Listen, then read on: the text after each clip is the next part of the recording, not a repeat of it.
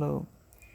Previous lecture में हमने जो है कन्वोल्यूशन की थ्योरी पढ़ी थी। तो कन्वोल्यूशन की थ्योरी में हमने ये पढ़ा था कि अगर हम कन्वोल्यूशन डिस्क्रीट टाइम सिग्नल्स की फाइंड आउट कर रहे हैं तो उसको हम कहते हैं कन्वोल्यूशन सम। अगर हमारे पास सिग्नल्स जो हैं कंटिन्यूस टाइम में हैं तो उसको हम कहते हैं कन्वोल्यूशन इंटीग्रल। ठीक है। अच्छा, जैसे अब यहाँ पे जो है हमारे पास दो डिस्क्रीट टाइम सिग्नल्स हैं।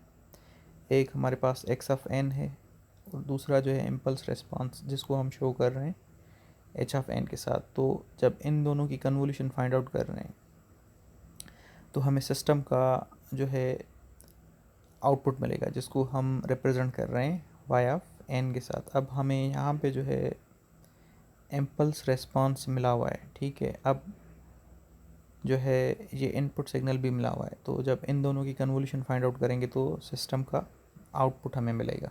ठीक है। अच्छा, अब कन्वोल्यूशन करते कैसे हैं, ये तो यहाँ पे सिर्फ एस्टेरिक है कि मतलब हम कन्वोल्यूशन अप्लाई करेंगे और उसको हम जो है रिप्रेजेंट कर रहे हैं इस एस्टेरिक की सैम्पल से कि हम कन्वोल्यूशन परफॉर्म कर रहे हैं दो सिग्नल्स पे। एक है एक्स ऑफ एन, दूसरा है एच ऑफ एन। तो ये एक्चुअली परफॉर्म कैसे होगा वो इस मैथमेटिकल फॉर्म में परफॉर्म होगा कि हमें जो है एक्स ऑफ एन में, क्योंकि मल्टीपल सैम्पल्स हैं तो एक्स ऑफ एन में मल्टीपल सैम्पल्स हैं तो हमने एक्स ऑफ एन को जो है एक्स ऑफ के फॉर्म में रखा है। एक्स ऑफ के का ये मतलब है कि इसमें जो सैम्पल्स होंगे एक्स ऑफ एन में जितने भी सैम्पल्स होंगे वो इसकी लिमिट होगी।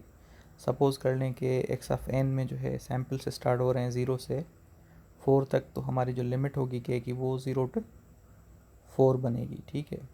तो फिर हम हर एक सैम्पल को, मतलब जब के की वैल्यू 0 होगी तो यहाँ पे एक्स ऑफ 0 आ जाएगा और एक्स ऑफ 0 किसके साथ साथ मल्टीप्लाई होगा, एच ऑफ एन माइनस 0 के साथ।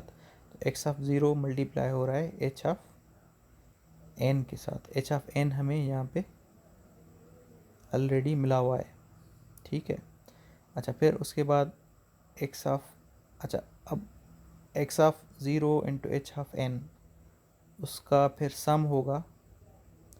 ठीक है। सम किसके साथ होगा, जब के की वैल्यू हम फिर यहाँ पे 1 लेंगे तो एक्स ऑफ 1 हो जाएगा और उसको हम एक्स ऑफ 1 को मल्टीप्लाई करेंगे एच ऑफ एन माइनस 1 के साथ, क्योंकि एक्स ऑफ एन के हर एक सैम्पल को हम जो है एक इम्पल्स के तौर पे ले रहे हैं। अब उस इम्पल्स को हम इस इम्पल्स रेस्पॉन्स के साथ मल्टीप्लाई कर रहे हैं। ठीक है। अच्छा, क्योंकि अब हर एक सैम्पल जो है उस सेम पोजीशन पे डिफाइंड नहीं है तो ये एच ऑफ एन जो हमें मिला हुआ है वो हमें मिला हुआ है कि जब हमने इम्पल्स अप्लाई की थी वो इम्पल्स डिफाइंड थी ओरिजिन पे। लेकिन क्योंकि अब एक्स ऑफ एन में बहुत सारे सैम्पल्स हैं, एक सैम्पल सपोज कर लें कि 0 पे डिफाइंड है, दूसरा 1 पे डिफाइंड है, तीसरा 2 पे डिफाइंड है।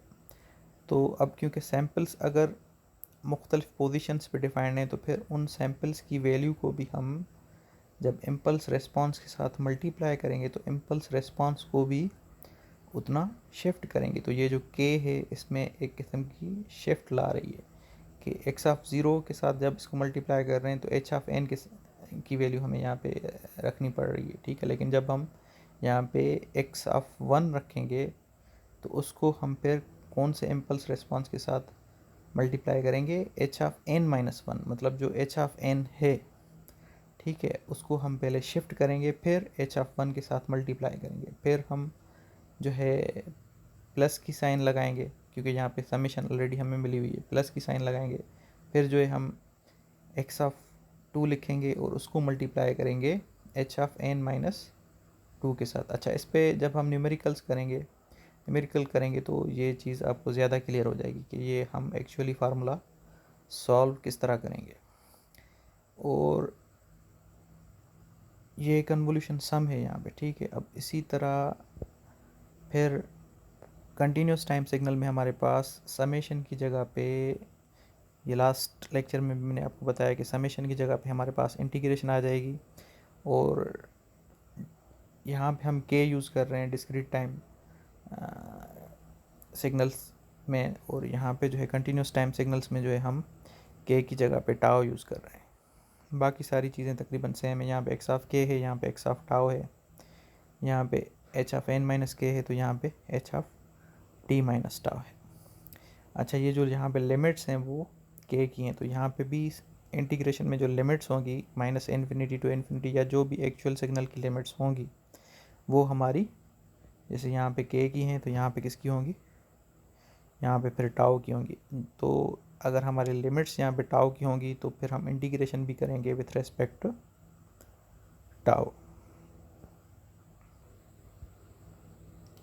अच्छा, यहाँ पे जो फार्मूला यहाँ पे लिखा हुआ है वही फार्मूला यहाँ पे लिखा हुआ है, और जो फार्मूला यहाँ पे लिखा हुआ है वही फार्मूला यहाँ पे लिखा हुआ है, लेकिन इस साइड पे जो है हमें इनपुट सिग्नल मिला हुआ है एक्स ऑफ टी, और यहाँ पे हमें इनपुट सिग्नल मिला हुआ है एक्स ऑफ एन। अच्छा, अब एक्स ऑफ एन को हमने यहाँ पे ये शो किया है कि उसमें बहुत सारे सैम्पल्स हैं, और हर एक सैम्पल को हमने इम्पल्स के साथ मल्टीप्लाई किया हुआ है। तो वो मतलब सारे जब वेटेड इम्पल्स, मतलब ये एक्स ऑफ के अब वेट होगा उस इम्पल्स का, जहाँ पे एक्स ऑफ के मतलब सपोज कर लें कि एक्स ऑफ टू है, एक्स ऑफ टू है, तो फिर वो मल्टीप्लाई होगा impulse of n minus two के साथ।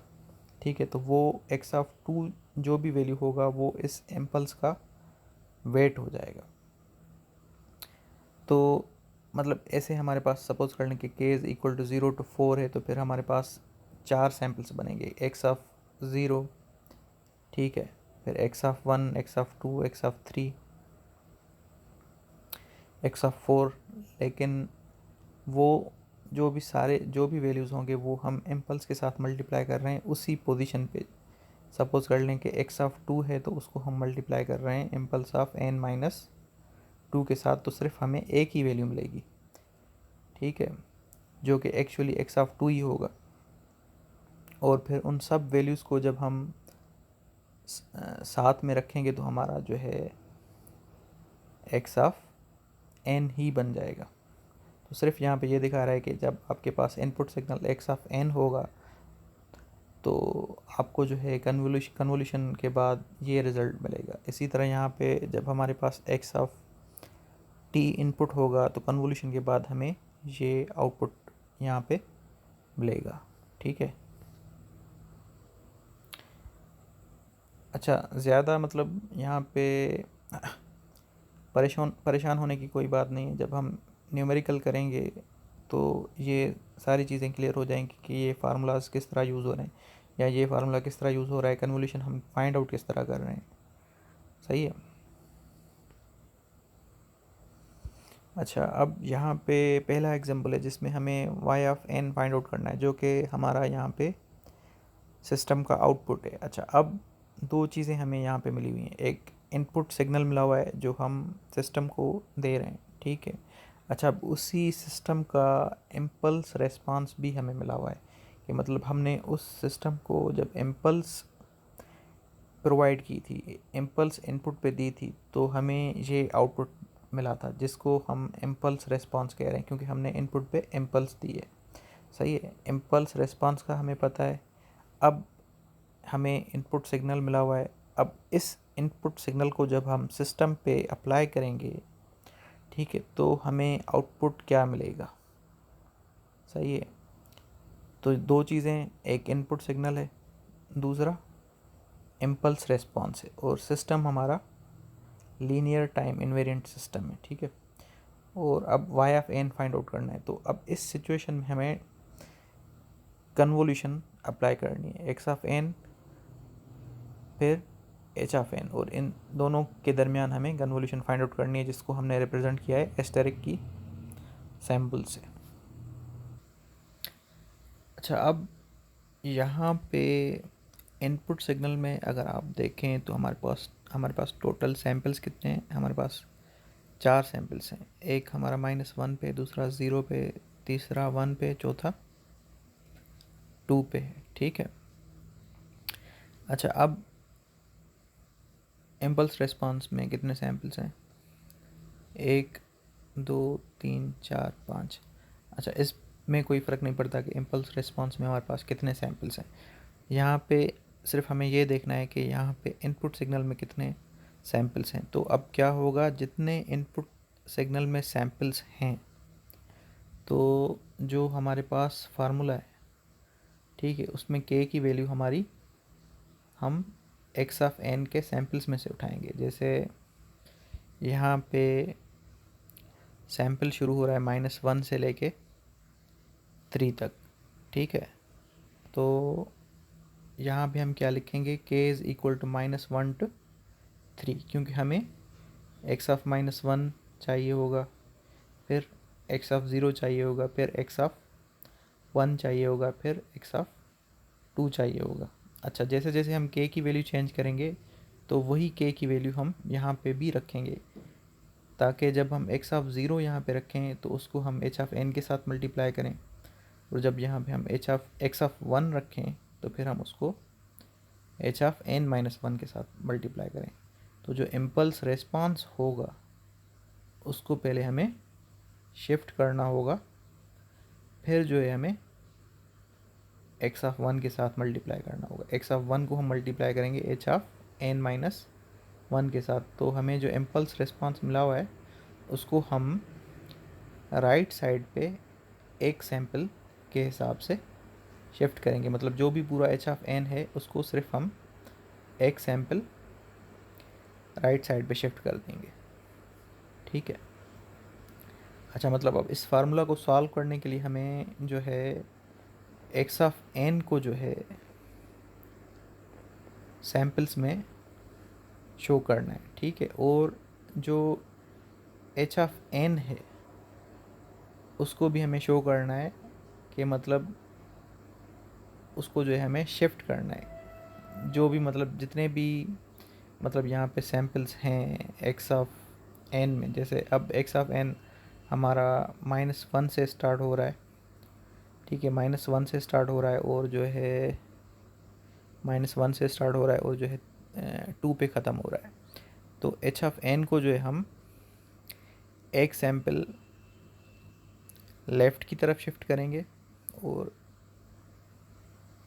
फिर जो है h ऑफ n को हम जैसा मिला हुआ है वैसा ही रखेंगे। फिर h ऑफ n को हम एक सैम्पल जो है राइट की तरफ मूव करेंगे। फिर h ऑफ n को हम 2 सैम्पल्स दोबारा राइट की तरफ शिफ्ट करेंगे। तो नेक्स्ट स्लाइड में आप देख सकते हैं कि पहले हमने क्या किया है यहाँ पे,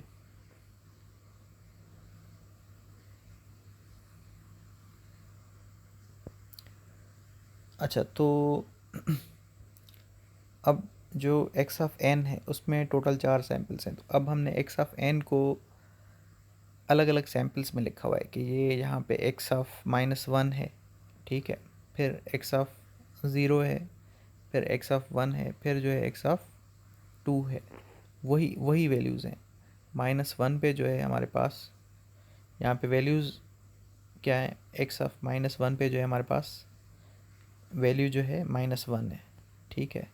वही वैल्यू हमने यहाँ पे शो की -1 पे वैल्यू भी x ऑफ -1 की वैल्यू जो है -1 है, x ऑफ 0 की वैल्यू 0.5 है, और x ऑफ 1 की वैल्यू 1 है, और x ऑफ 2 की वैल्यू जो है -0.5 है। तो अब यहाँ पे k की वैल्यू क्या है, -1 है, तो हमने यहाँ पे लिखा हुआ है k इज़ इक्वल टू -1। फिर यहाँ पे जो है k की वैल्यू 0 है, क्योंकि ये सैम्पल जो है 0 पोजीशन पे, ये सैम्पल -1 पोजीशन पे, ये सैम्पल जो है हमारा 1 पोजीशन पे है, नीचे वाला सैम्पल जो है हमारा 2 पोजीशन पे है। तो k की ये वैल्यूज़ हैं कि k यहाँ पे -1 है, यहाँ पे जो है k इज़ इक्वल टू 0 है, यहाँ पे k इज़ इक्वल टू 1 है, और यहाँ पे k इज़ इक्वल टू 2 है। तो हमारे सैम्पल्स -1 से लेके 2 तक हैं। x ऑफ n में जो है हमारे सैम्पल्स -1 से लेके 2 तक हैं। तो x ऑफ -1 को हम यहाँ पे इस तरह भी लिख सकते हैं कि x of -1 simply x of -1 लिखें, या फिर x of -1 into impulse of n+1। तो अब x ऑफ -1 को अगर हम इस इम्पल्स के साथ मल्टीप्लाई भी कर दें तब भी हमें x ऑफ -1 ही मिलेगा, क्योंकि ये इम्पल्स कहाँ पे, ये इम्पल्स भी -1 पोजीशन पे है। इम्पल्स ऑफ n 0 पे होता है, तो इम्पल्स ऑफ n+1 कहाँ पे होता है? ये जो है -1 पे होता है, ठीक है। तो इम्पल्स, यूनिट इम्पल्स को किसी भी मतलब वैल्यू के साथ मल्टीप्लाई करेंगे तो हमें वही वैल्यू मिलेगा, क्योंकि यूनिट इम्पल्स की यहाँ पे जो वैल्यू होगी वो 1 होगी। तो 1 को एक्चुअली हम 1 को मल्टीप्लाई करेंगे x(-1) के साथ, तो हमें यही चीज़ मिलेगी। तो बस इसको जो है ये हमने इस तरह मतलब लिखने का तरीका है, तो इस तरह लिखा है। अच्छा, ये 4 सैम्पल्स हैं हमारे x(n) में, ठीक है। अच्छा, अब फार्मूला के हिसाब से जब हम यहाँ पे लिमिट लिखेंगे -1 to 2, तो जब यहाँ पे हम -1 पुट करेंगे तो x(-1) होगा, तो वो किसके साथ मल्टीप्लाई होगा? h(n), k की वैल्यू क्या है? -1 है, तो माइनस माइनस क्या हो जाएगा? प्लस हो जाएगा। तो x(-1) इंटू h(n+1), तो यहाँ पे देखें x(-1) इंटू h(n+1), जब k की वैल्यू -1 है। तो इसी तरह जब k की वैल्यू 0 होगी तो हमारे पास होगा x(0) h(n). फिर जब k की वैल्यू 1 होगी तो होगा हमारे पास x(1) h(n-1), क्योंकि जब k की वैल्यू आप 1 यहाँ पे फार्मूला में जब यहाँ पे पुट करेंगे तो क्या होगा? x(1) into h(n-1). इसी तरह फिर नीचे k की जब वैल्यू 2 होगी तो हमारे पास होगा x(2) इंटू h(n-2). तो अब यहाँ पे हम कर क्या रहे हैं? हम ये कर रहे हैं कि x ऑफ -1 की जो वैल्यू है, x(-1) की वैल्यू क्या है? x ऑफ -1 की वैल्यू है -1, ठीक है। तो x ऑफ -1 की जो वैल्यू -1 है उसको हम मल्टीप्लाई कर रहे हैं h(n+1) के साथ। अब h(n+1) क्या है? h(n) तो आप लोगों को मिला हुआ है, लेकिन उसको पहले हमें लेफ़्ट साइड पे एक सैम्पल शिफ्ट करना है। h(n) मिला हुआ है, ठीक है, एक पूरा सिग्नल है h(n), तो उसको हमें पहले जो है एक सैम्पल के हिसाब से लेफ़्ट साइड पे शिफ्ट करना है। फिर उस पूरे सिग्नल को h(n+1) को हमें -1, क्योंकि x ऑफ -1 की वैल्यू क्या है? x ऑफ -1 की वैल्यू आप यहाँ पे देख सकते हैं -1 है, तो उस -1 को इस पूरे के पूरे सिग्नल के साथ मल्टीप्लाई करनी है। तो अब यहाँ पे देखिए h(n) ये है, ठीक है। अब इसको अगर आप h(n+1)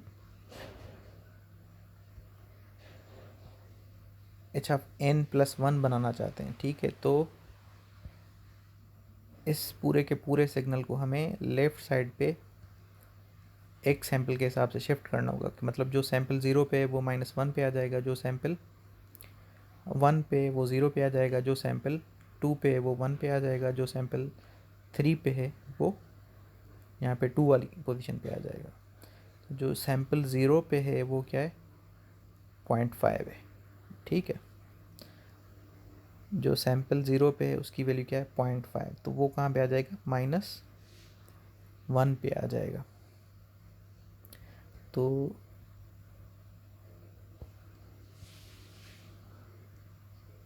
जब ये 0.5 -1 पे आ जाएगा, -1 वाली पोजीशन पे आ जाएगा, तो जब उसको हम x ऑफ -1 की वैल्यू से मल्टीप्लाई करेंगे, x ऑफ -1 की वैल्यू क्या थी? -1, ठीक है। तो जब -1 को हम 0.5 के साथ मल्टीप्लाई करेंगे तो क्या हो जाएगा? -0.5। तो यहाँ पे देखें वो सिग्नल शिफ्ट हो गया है, फिर उसको हमने -1 के साथ मल्टीप्लाई किया है, 0.5 को -1 के साथ मल्टीप्लाई किया है, तो वो -0.5 हो गया है, ठीक है। इसी तरह जब ये सैम्पल 0 पे शिफ्ट हो जाएगा, इसकी वैल्यू क्या है?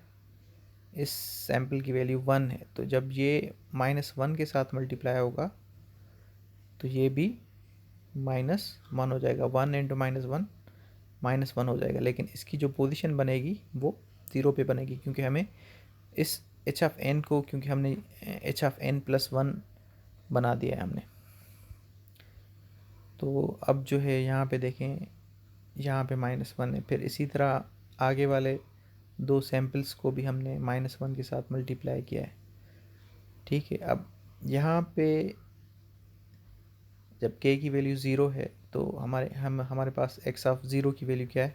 x ऑफ 0 की वैल्यू है 1/2। ठीक है, x ऑफ 0 की वैल्यू क्या है? 1/2। अब 1/2 को हम h ऑफ n के साथ मल्टीप्लाई करेंगे।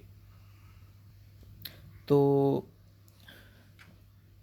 जब हम h ऑफ 0 जो कि उसकी जो वैल्यू है 1/2, जब h ऑफ n के साथ मल्टीप्लाई करेंगे तो यहाँ पे देखें, अब h ऑफ n हमारे पास ये है, तो इन सारे के सारे सैम्पल्स को हम 1/2 के साथ अगर मल्टीप्लाई करेंगे तो इनकी जो भी वैल्यू है वो हाफ हो जाएगी। तो यहाँ पे ऑलरेडी 0 पे क्या है? 0.5 है, तो वो 0.25 हो जाएगी। यहाँ पे 1 है तो 0.5 हो जाएगी। यहाँ पे -0.5 है तो -0.25 हो जाएगी।